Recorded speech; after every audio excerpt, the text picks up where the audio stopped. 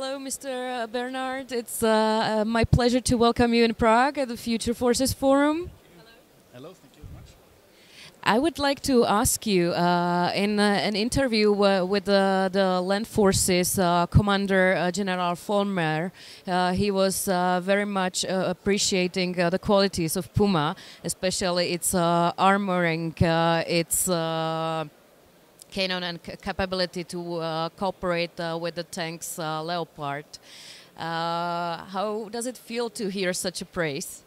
Yes, very good for us to hear such a praise, and of course I understand General Vollmer fully, because the IFV Puma was of course designed basing on the needs of the German Bundeswehr, so it feels good if the customer is proud on his vehicle.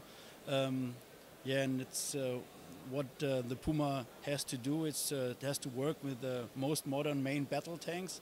That is one main aspect it was built for. And the other one is, of course, since it's a medium weight vehicle, has a combat weight of only 41 tons, that it can be deployed abroad and, for example, be used in peacekeeping missions. So it's a multi-purpose vehicle, and it's good to hear the customer is proud of it.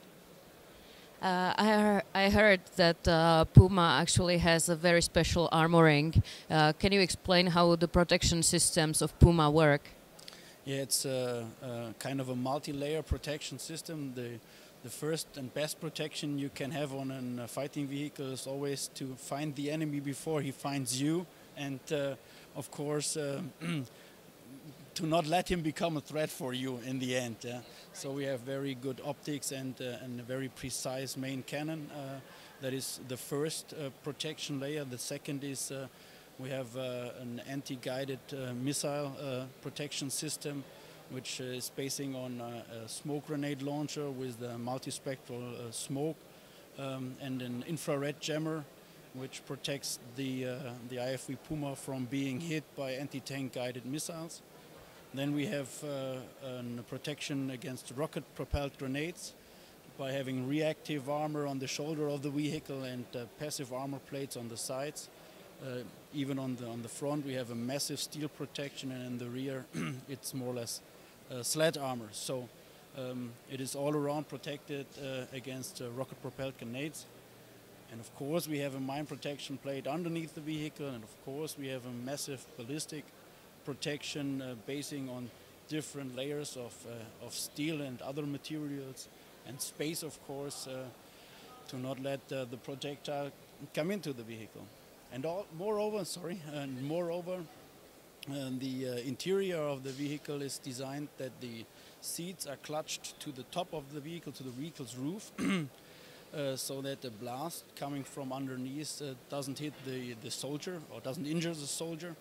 And we have a remote control turret, so if a projectile in the end comes through the turret, there's nobody inside.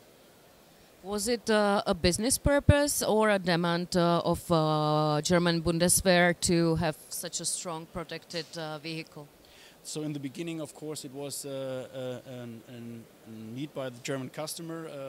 He checked the market of infantry fighting vehicles and found that there is no vehicle in service that can deliver him the protection he needs.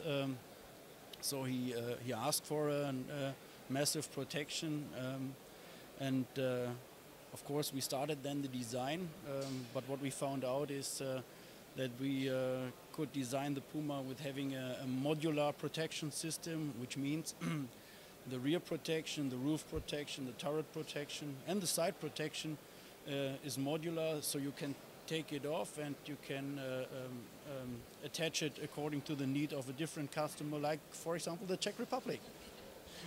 And my last question, how do you like the Future Forces Forum? Do you enjoy it? Yes, of course I enjoy it. It's very interesting for us, and it's of course very important for us to be in the Czech Republic again. We were here about a month ago at the Ostravě days, and now we are here at the Future Forces Forum. The most important for us is not only to get in touch with the Czech military and the politics. Of course, they are our customer, but also to get in touch with the Czech industry, because what we are going to do is to raise the amount of Czech components within the infantry fighting vehicle Puma, not only for the Czech market but also for the German market or any other, and to find cooperative partner for the maintenance and for the final assembly of the infantry fighting vehicle Puma, because we want to do that in the Czech Republic. The German Bundeswehr is actually thinking about having a second batch of Pumas. What is Nice. Yeah, it was very nice for us. Exactly, but the two assembly lines we have in Germany then might not be sufficient, so we are thinking about having a third assembly line somewhere in the European Union, so why not in the Czech Republic?